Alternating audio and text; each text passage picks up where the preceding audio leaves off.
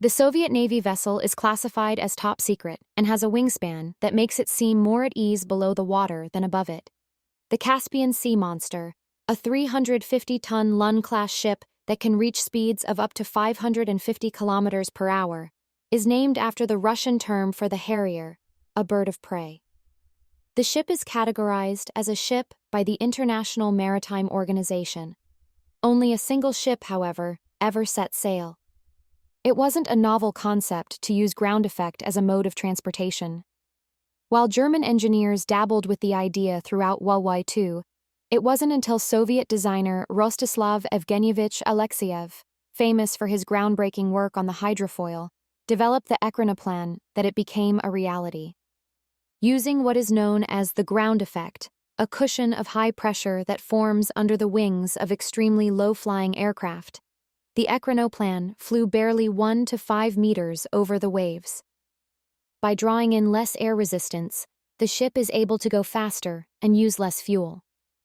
The Soviet Union may have gained an advantage in Cold War naval combat with the help of the Ekranoplan, a military vehicle that was both fast and stealthy. As the number of U.S. carrier groups increased, the Ekranoplan was an asymmetrical reaction. In order to neutralize the stronger Western troops, Soviet military doctrine stressed the need of swift and surprising strikes. It has 6 nuclear missiles along its spine and could elude aircraft radar and ship torpedoes. An aircraft carrier may have been destroyed with only 1 missile. In order to avoid conventional naval defenses and escape any potential reprisal, the Ekranoplan might conduct missile attacks against American carriers. The Ekranoplan may have changed the face of naval combat forever, thanks to its peak speed, which was 8 times faster than the fastest U.S. aircraft carrier.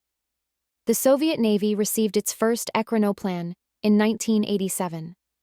There were a number of serious problems with the Ekranoplan, despite its potential. Even somewhat choppy waves prevented it from taking flight. It was also unable to reach greater heights.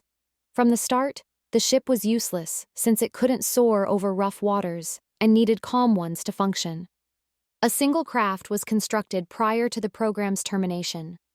When the Soviet Union fell in 1991, a second ship, Spasitel, also known as Rescuer, was almost finished. As the Soviet Union drew to a close, its focus changed from military aggression to humanitarian relief. The Spasitel, in contrast to its predecessor, was planned as a field hospital that could be quickly sent to coastal regions. Sitting in Dagestan's Kaspiysk naval base for the next 3 decades was the lone completed Ekranoplan of the Lun-class. The Russian city of Derbent received it in July 2020 after it was hauled 100 kilometers. The Ekranoplan was meant to serve as the centerpiece of Patriot Park, an upcoming museum and amusement park devoted to the military accomplishments of the Soviet Union. The Ekranoplan became stranded on a beach as it was being towed. Because they were unable to liberate the ship, they put a permanent guard on watch. The Ekranoplan started to absorb water into its hull as a result of being exposed to severe waves.